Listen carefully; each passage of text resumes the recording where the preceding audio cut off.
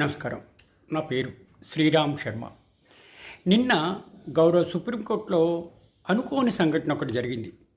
వివరాల్లోకి వెళ్తే chief justice court, first court అంటారు, జస్టిస్ చంద్రచూడ్ ఇంకొక జడ్జి గారు, వారి దగ్గర ఒక సీనియర్ మోస్ట్ అడ్వకేటు ఒక ఎక్సైజ్ కేసులో పేటెంటు తర్వాత ట్రేడ్ మార్కు వయలేషన్ కేసులో మందు బాటిళ్ళు, లిక్కర్ బాటిళ్ళు తీసుకొచ్చి టేబుల్ మీద పెట్టాడు.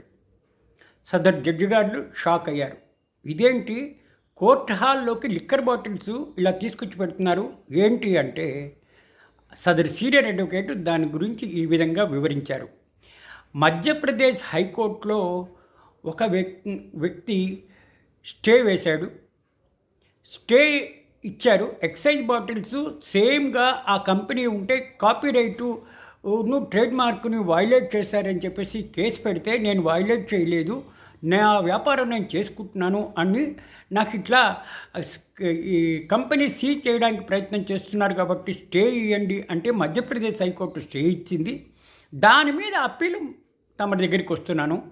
ఇట్లా మందు బాటిళ్ళు ఉన్నట్టు కాపీ కొట్టారు. కష్టపడి ఈ కంపెనీ వాళ్ళు తయారు చేసుకుంటే దాని ట్రేడ్ మార్క్ని వైలేట్ చేస్తూ ఇదే విధంగా తయారు చేసి నకిలీ మందులు అమ్ముతున్నారు. కాబట్టి ఇది మీకు చూపించే ఉద్దేశంతో ఇట్లా దొంగ బాటిళ్ళు, మంచి బాటిళ్ళు, ట్రేడ్ మార్క్ లైసెన్స్ తీసుకున్న బాటిళ్ళు ఏ విధంగా ఉన్నాయి, ఇలాంటి లైసెన్స్ని కాపీ కొట్టి వైలేట్ చేసి ఈ విధంగా ఉండేది ఎలాగ ఉన్నాయి, అవి చూపించడానికి మీ దగ్గరికి తీసుకొచ్చాను అని ఆ 2 బాటిళ్ళు కూడా కోర్టు వారి ముందు ఉంచారు.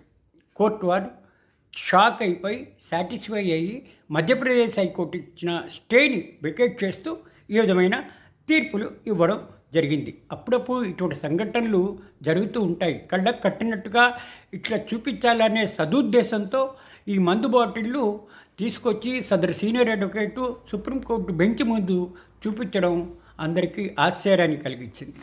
Thank you.